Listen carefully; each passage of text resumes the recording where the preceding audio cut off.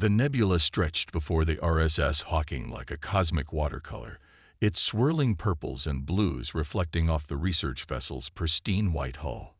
Dr. Sarah Chen stood at the observation deck, her dark eyes fixed on the spectacular view, while her hands danced across the holographic interface, recording measurements of the unusual radiation patterns emanating from the gas cloud. "Another anomalous reading, Captain," she called out, not taking her eyes off the display. "The energy signature doesn't match anything in our database." Captain Michael Rivera nodded from his command chair, his weathered face illuminated by the soft glow of multiple displays. The RSS Hawking was officially a civilian research vessel, part of the Seoul Science Institute's Deep Space Exploration Initiative. Like all human ships that ventured this far into the unknown, however, it carried more than just scientific equipment. "Log it and continue monitoring," Rivera ordered. "Dr. Chen, what's your assessment of the phenomenon?" Before Sarah could respond, Lieutenant James Wong at the sensor station straightened in his chair. "Captain, detecting multiple fold space signatures. Something big is coming through." The bridge crew maintained their professional composure as three massive vessels emerged from hyperspace, their dark hulls bristling with weapon ports. They were clearly warships, their design aggressive and predatory. "First contact scenario," Rivera announced calmly. "Standard protocols. Lieutenant Wong, passive scans only. Dr. Chen, prepare first contact package. Let's show our new friends that we're just scientists doing our job." The largest alien vessel, nearly 4 times the size of the Hawking, moved to block their path.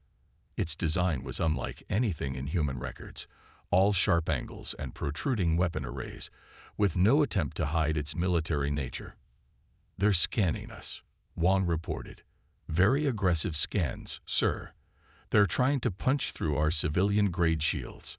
Rivera's expression remained neutral, but his hand discreetly moved to the command console's secondary interface. "Let them look. Dr. Chen, are you ready with that first contact package?" "Yes, Captain. Standard greeting protocols, universal peace symbols, basic language primer." She was cut off by a harsh, guttural voice broadcasting on all frequencies. The ship's AI translated in real time. "Attention, inferior vessel. You have entered territory claimed by the Vormic Dominion. Your technology and resources are now property of the Dominion. Surrender immediately or be destroyed." Rivera exchanged glances with his bridge crew. They'd all heard stories about the Vormic, an expansionist species that had recently emerged from a previously unexplored sector. This was humanity's first direct contact with them, and it wasn't going well. "This is Captain Michael Rivera of the RSS Hawking," he responded, his voice steady and diplomatic. "We are a civilian research vessel operating in neutral space under international space treaty protocols. We mean no harm and claim no territory. Perhaps we could." "Your laws mean nothing to the Dominion," the alien voice interrupted. "Your vessel's designation as civilian is noted. This will make acquisition simpler. Prepare for boarding." The Vormic ships began moving into attack formation, their weapon ports glowing with building energy. They clearly expected no resistance from what appeared to be an unarmed research vessel. Rivera sighed and pressed his palm against the command console's biometric scanner. "So much for diplomacy. Computer, initiate Protocol Omega. Authorization Rivera 77 Alpha." Throughout the ship, hidden panels began to slide away, revealing military-grade weapon ports and shield generators. The civilian sensor arrays reconfigured themselves into targeting systems, and reinforced armor plating emerged from beneath the white hull. "Dr. Chen," Rivera said as the bridge transformed around them, scientific stations giving way to tactical displays. "I believe this will be a different kind of first contact study than we planned. Log everything. The Institute will want to know exactly why attacking a human ship, any human ship, is always a fatal error. The Vormic were about to learn what every other aggressive species eventually discovered. In human space, nothing was ever quite what it seemed, and appearances could be fatally deceiving. The Vormik commander watched in disbelief as the seemingly harmless research vessel transformed before their eyes. Where moments ago sensors had shown minimal defensive capabilities, now they detected military-grade shield generators powering up. Weapon ports appeared from behind sliding panels, and what had appeared to be simple communication arrays realigned into electronic warfare systems. "Impossible," the commander hissed. "This is some kind of deception. Launch boarding pods. Overwhelm them before they can fully activate their systems." Aboard the RSS Hawking, Dr. Sarah Chen had smoothly transitioned from her role as lead researcher to combat information officer, her scientific displays now showing tactical readouts. Years of training kicked in as muscle memory took over. "Multiple boarding pods launching from all 3 enemy vessels," she reported, her voice steady. "Trajectory analysis suggests they're targeting our primary airlocks and research bay doors." Captain Rivera nodded, unsurprised. "Just as expected. They still think we're an easy target. Chief Harrison, are your security teams in position?" Security Chief Maria Harrison's voice came through clear on the bridge speakers. "All teams ready, Captain. Clean Room 3 has been converted to our primary defense command center. Research staff is secured in protected areas, armed, and prepared to repel boarders." The Hawking shuddered slightly as the first wave of boarding pods impacted its hull. The Vormik would soon discover that the ship's apparent vulnerability was yet another layer of deception. They had breached the outer hull layer, Wong reported from his station, now fully configured for combat operations, attempting to cut through with plasma torches. "Wait, sir, I'm detecting unusual power signatures from their cutting equipment." Dr. Chen smiled as she monitored the data. "Perfect. The hull's sensor mesh is working exactly as designed. Every attempt they make to breach our defenses feeds directly into our tactical database. We're learning more about their technology with each passing second." The Vormik boarding teams had finally cut through what they thought was the main hull, only to find another layer beneath it, and another beneath that. Each layer was composed of different alloys, requiring them to recalibrate their cutting equipment repeatedly. "They're starting to show signs of frustration," Harrison reported from her command center. 3 boarding teams have already exhausted their primary cutting equipment. They're switching to backup systems that are significantly less efficient. Rivera leaned forward in his command chair. "Time to show them another surprise. Dr. Chen, initiate environmental defense protocols." Throughout the ship, what appeared to be standard environmental control systems revealed their true nature. The Vormik boarders suddenly found themselves dealing with rapidly shifting gravity fields, temperature fluctuations, and atmospheric pressure changes that their combat suits weren't calibrated to handle. "Sir," Wong called out, "the enemy command ship is charging its main weapon array. They're done playing nice." "Good," Rivero replied. "Let's show them why that's a mistake. Tactical, target their primary weapon capacitors. Use the data we've gathered from their cutting equipment to calibrate our weapon frequencies." The Hawking's hidden weapon ports powered up, their targeting systems enhanced by the scientific sensors that were originally designed to study nebula phenomena. The human vessel's first volley struck with surgical precision, exploiting weaknesses in the Vormik shields that their own boarding attempts had revealed. "Direct hits," Wong reported with satisfaction. "Their primary weapon array is showing power fluctuations. They didn't expect us to be able to penetrate their shields so easily." On the enemy command ship, the Vormik commander was facing a crisis. What should have been a simple capture of a civilian vessel had turned into a tactical nightmare. Their boarding teams were reporting chaos inside the human ship, corridors that seemed to shift and change, defensive systems that appeared from nowhere, and crew members who fought with military precision instead of civilian panic. "Impossible," the commander roared. "How can a research vessel have these capabilities? Where are they hiding all these systems?" The answer, of course, was everywhere. Humanity had learned long ago that the distinction between civilian and military vessels was a luxury they couldn't afford. Every ship that ventured into deep space was built with layers of hidden defenses and backup systems. that RSS Hawking might have been designed for scientific research, but was also designed to survive. Enemy vessels are regrouping, Chen reported. Their formation suggests they're preparing for a coordinated assault. But Captain, I'm detecting quantum communication bursts. I believe they're calling for reinforcements. Rivera allowed himself a small smile. Good. Let them call. It's time they learned another important lesson about humanity. We never travel alone either. As if in response to his words, space itself seemed to ripple as new fold space signatures appeared on their sensors. The Vormik were about to discover that attacking the human ship, even one as seemingly vulnerable as a research vessel, had consequences far beyond what they could imagine. In the main research lab of the RSS Hawking, Dr. Emily Santos worked with swift precision, her hands flying over equipment that had been designed for studying stellar phenomena, but was now being repurposed for an entirely different kind of research. "Pass me the quantum resonance scanner," she called out to her colleague, Dr. Raj Patel, who was already 2 steps ahead of her, the device in his outstretched hand.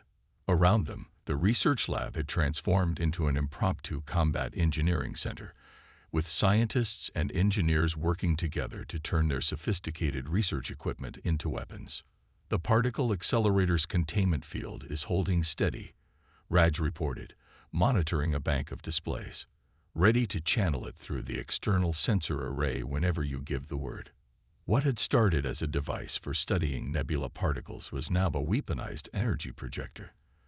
The Vormik hadn't realized that the same precision required to analyze cosmic phenomena could be turned to devastating effect against their shields. "Their armor composition is fascinating," Emily noted, studying the data streaming in from their sensors. "The crystalline structure suggests a vulnerability to specific resonance frequencies. Chief Engineer, are you seeing this?" Chief Engineer Marcus Chen's voice came through the comm system, tinged with the excitement of discovery. "Already on it, Doctor. We're recalibrating the gravimetric research arrays now.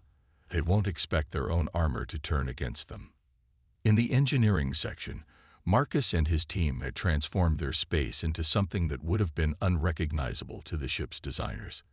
The sophisticated equipment used for studying spatial anomalies now projected localized gravity fields, turning corridors into death traps for the Vormik boarding parties. "They're trying to breach Section C through the Xenobiology Lab," Security Chief Harrison reported. "Team 3 is in position, but they could use some support." Dr. Santos smiled as she looked at the experimental containment fields they used for studying exotic particles. "Tell them to fall back behind the quarantine barriers. I have an idea." The next group of Vormik boarders that burst through the hull found themselves facing what appeared to be standard laboratory containment fields. Their sensors showed nothing dangerous, just standard research equipment.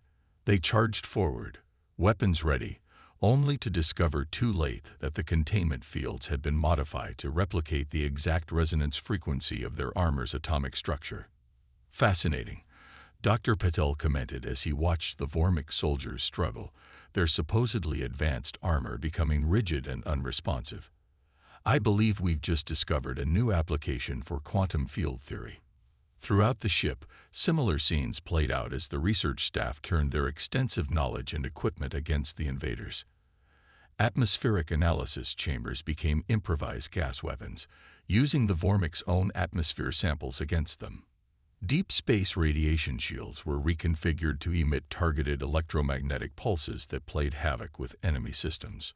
In the astrophysics lab, Dr. Chen had reprogrammed their stellar mapping equipment to create 3-dimensional holograms that confused and disoriented the boarding parties. The Vormik found themselves shooting at phantom targets, while the real defenders struck from unexpected angles. "Captain," Emily called over the comm, "we've finished analyzing their quantum communication frequencies. That nebula we were studying. Turns out its unusual radiation pattern is perfect for disrupting their transmission encryption." On the bridge, Captain Rivera nodded with approval. "Well done, Doctor. Implement the countermeasures. Let's show them why humanity's scientists are just as dangerous as our soldiers." The Vormik commander watched in growing horror as their supposedly superior technology was countered and turned against them by equipment that had been designed for peaceful research. Each attempt to adapt was met with a new and unexpected response, as the human crew demonstrated why their species' reputation for innovation was well-earned. "Sir," Wang reported from his tactical station, "I'm detecting power fluctuations in their primary drive systems. It appears our modified sensor pulses are having an effect on their engine containment fields." Rivera turned to Dr. Chen. "Can we exploit that?" She was already working on her console, correlating data from multiple research stations. "Better than that, Captain. The quantum resonance patterns we're detecting. They're almost identical to the ones we observed in the nebula. If we can modify our research drones to amplify that frequency." "Do it," Rivera ordered. "Let's show these Vormik why attacking a ship full of scientists might be the biggest mistake they've ever made." As the modified research drones deployed, their sophisticated sensors now turned to warfare. The Vormik were about to learn another crucial lesson about humanity. Give a human scientist a problem, and they'll find a solution, usually one that their enemies never see coming. Space rippled like disturbed water as multiple fold space signatures bloomed around the embattled ships. The Vormik commander's attention snapped to the tactical display as new contacts appeared in rapid succession, surrounding their position in a carefully coordinated pattern.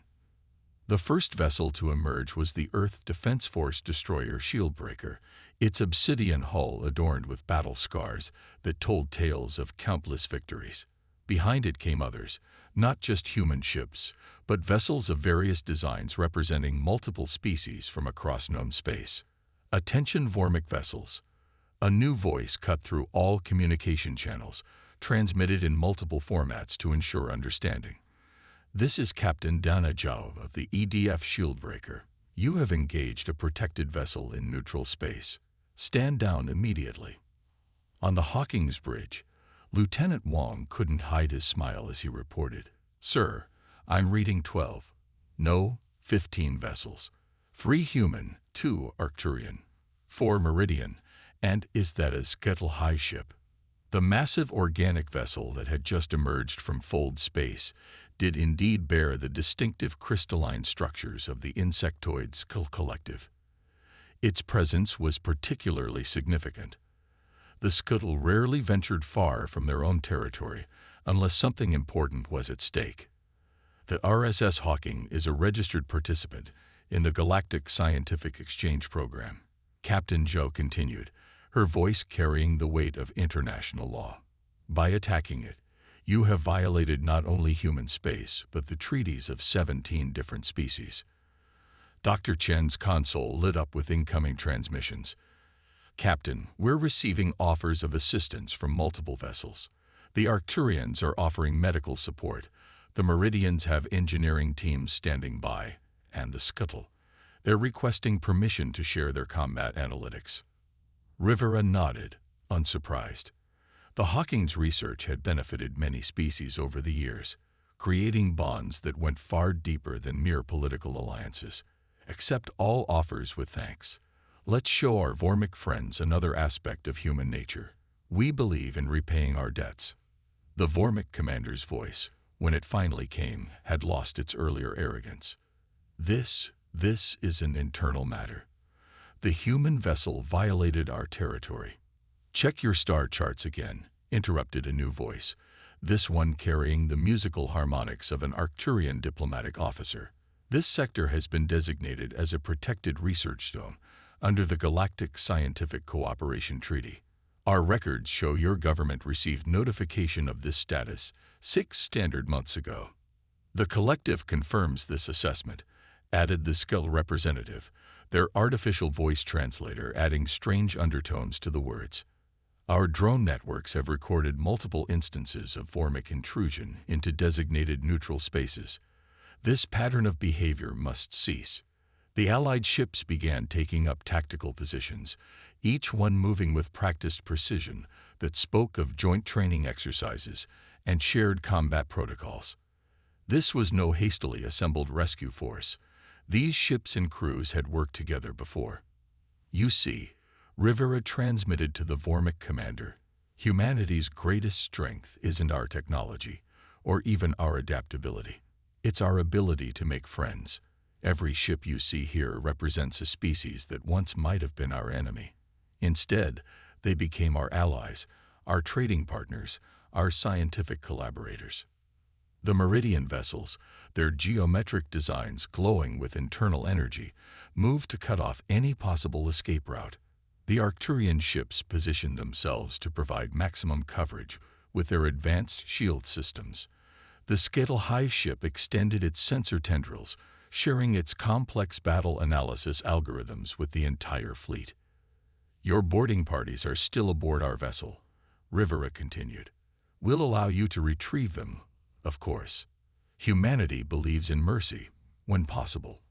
But first, I think it's time we had a discussion about the proper protocols for operating in civilized space." Dr. Chen's console chimed with new alerts.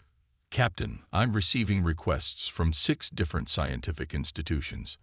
They're all offering to send representatives to document this encounter for their cultural exchange programs." Rivera smiled. Even in the middle of a potential battle, the scientific community saw an opportunity to learn and share knowledge. It was this attitude, this constant drive to turn every situation into a chance for growth and understanding, that had helped humanity build such strong interstellar relationships.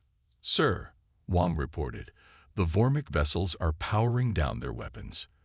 Their commander is requesting terms for their withdrawal." "Standard diplomatic protocols," Rivera ordered, "and make sure they receive a complete copy of all relevant treaties and regulations. Let's ensure this lesson sticks." As the situation began to de-escalate, the assembled fleet maintained their positions, a living demonstration of why attacking the human vessel, any human vessel, was never as simple as it appeared. The Vormik had expected to find an isolated target. Instead, they had discovered that in human space, no one was ever truly alone. In the aftermath of the confrontation, the RSS Hawking's research bay had been converted into an impromptu conference room. Representatives from various species gathered around what had been designed as a stellar cartography table, now displaying a comprehensive peace treaty. The Vormik delegation sat uncomfortably, their earlier arrogance replaced by a mixture of embarrassment and barely concealed awe. "Let's review what we've learned today," Captain Rivera said, standing at the head of the table. The holographic display showed recordings of the brief but intense battle, focusing particularly on how the human research vessel had countered each Vormik tactic. "This incident will be added to the Galactic Scientific Exchange Program's database as a case study in cross-cultural interaction." Dr. Chen, still in her combat information officer role, but now focused on diplomatic data, brought up a new set of displays. "We've compiled a comprehensive analysis of Vormik technology based on our defensive scans. Under normal circumstances, we'd be happy to share this data as part of a mutual scientific exchange." The Vormik commander, Kreshtar, shifted uncomfortably. Our high command will need time to process these events. We had not anticipated that a research vessel could defend itself so effectively," Rivera finished for him, "or that attacking the human ship would bring such a swift response from our allies." "Both," Kreshtar admitted. "Our intelligence suggested human vessels would be easy targets, especially civilian ships. We did not understand. That's the problem with intelligence gathered through intimidation," Captain Zhao of the Shieldbreaker interjected. "Nobody bothered to tell you why there are so few successful attacks on human vessels, did they?" The Arcturian diplomatic officer, whose crystalline form shimmed with amused light patterns, added, "The Arcturian Confederation learned this lesson 3 centuries ago. We found it more profitable to trade knowledge with humans than to attempt dominion over them." Throughout the ship, joint engineering teams were already at work repairing the damage from the battle. Vormik technicians watched in amazement as their human counterparts casually repurposed research equipment back to its original functions, explaining the dual-use nature of their technology.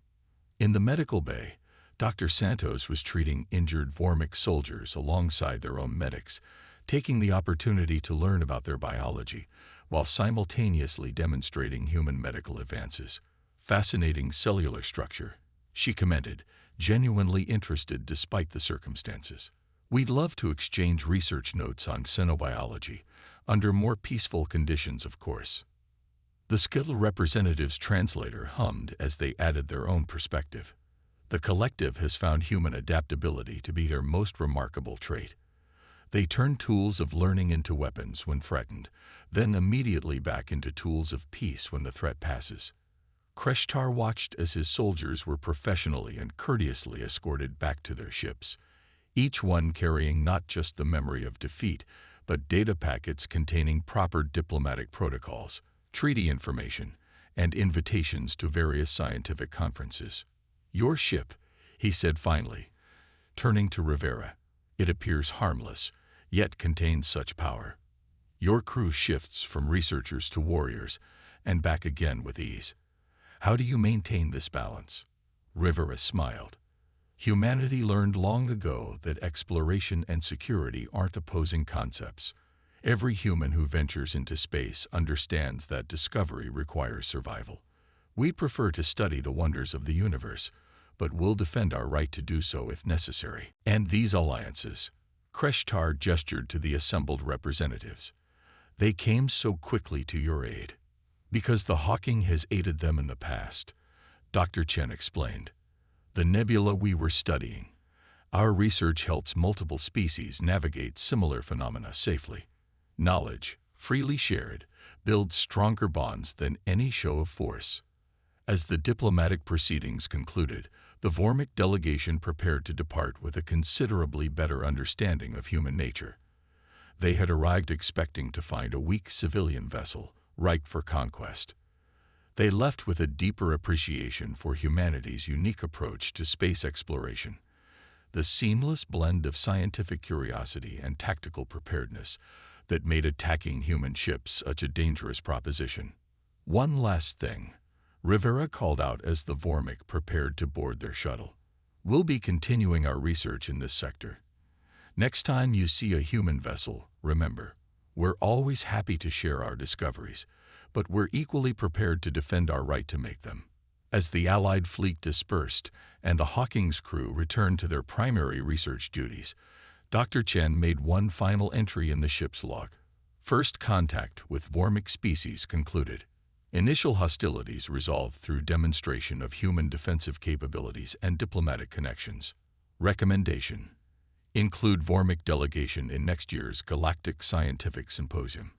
After all, the best way to prevent future conflicts is to turn potential enemies into fellow researchers. The RSS Hawking resumed its study of the nebula, its crew once again focused on unraveling the mysteries of the cosmos. But throughout known space, the story of the research vessel that outfought a Vormik war fleet began to spread, adding another chapter to the growing legend of why attacking human ships, any human ships, was always a fatal error.